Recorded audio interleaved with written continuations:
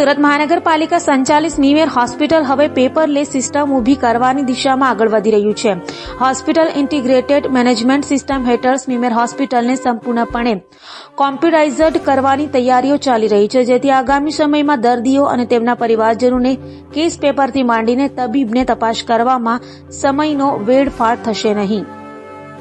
સુરત મનપા સંચાલિત સ્મીમેર હોસ્પિટલમાં કરોડો રૂપિયાના ખર્ચે ટોકન ડિસ્પેન્સર મશીન સહિતની સુવિધાઓ ઊભી કરવામાં આવી રહી છે, જેને પગલે વિવિધ વિભાગમાં ટોકન ડિસ્પેન્સર એટલે કે ટોકન મશીનો મૂકી દેવામાં આવ્યા છે. સાથે જ અલગ અલગ ઓપીડીથી લઈ કેસ બારી ડિસ્પેન્સરી વિભાગમાં પણ LED મૂકવામાં આવ્યા છે.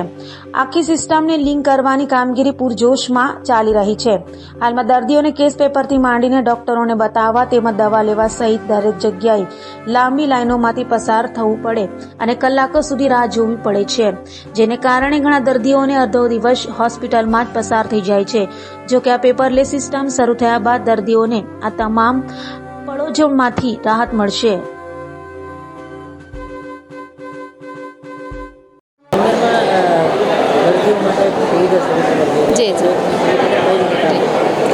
જય દ્વારકાધીશ. મને કહેતા ગર્વ થાય છે કે સ્મીમેર હોસ્પિટલ એ મધ્યમ વર્ગ અને ગરીબ વર્ગ માટે આશીર્વાદ સમાન છે.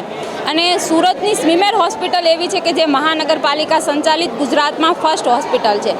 અને આદરણીય વડાપ્રધાનનો પણ ખૂબ આગ્રહ છે કે છેવાડાના લોકો સુધી આરોગ્યલક્ષી સેવા પહોંચવી જોઈએ. આ માટે સ્મીમેર હોસ્પિટલમાં રોજની ડેઇલીની 2002થી શરૂ થયેલી હોસ્પિટલમાં આજની ડેઇલીની 3000 ઓપીડી અને 200 પેશન્ટ ઇન્ડોર હોય છે.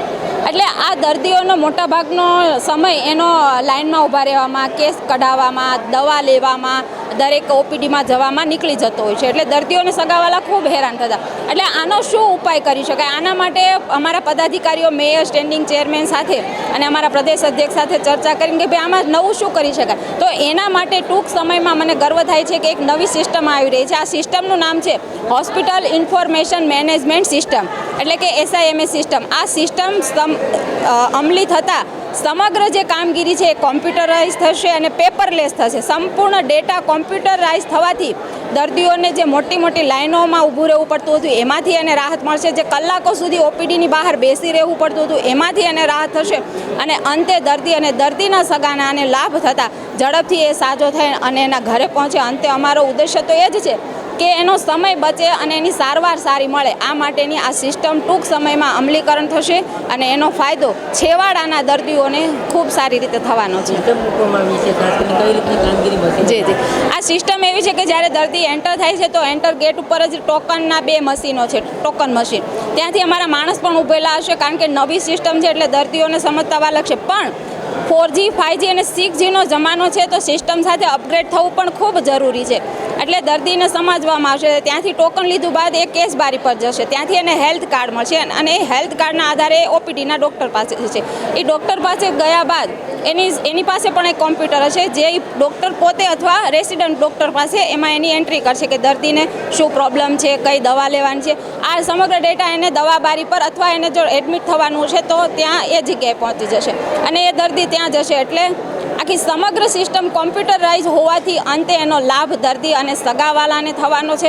અને ખૂબ સારી આ સિસ્ટમ ટૂંક સમયની અંદર આ સ્મીમેરમાં શરૂ થવાની છે. એટલે આના માટે તો મારા શાસક પક્ષ, અમારા પદાધિકારીઓની એક હંમેશા રહ્યું છે કે દીર્ઘ દ્રષ્ટિ, કુશળ વહીવટ અને ખૂબ સારી કામગીરીના અંતે દર્દીઓને લાભ થાય એ માટેની કામગીરી સ્મીમેર હોસ્પિટલમાં થઈ રહી છે.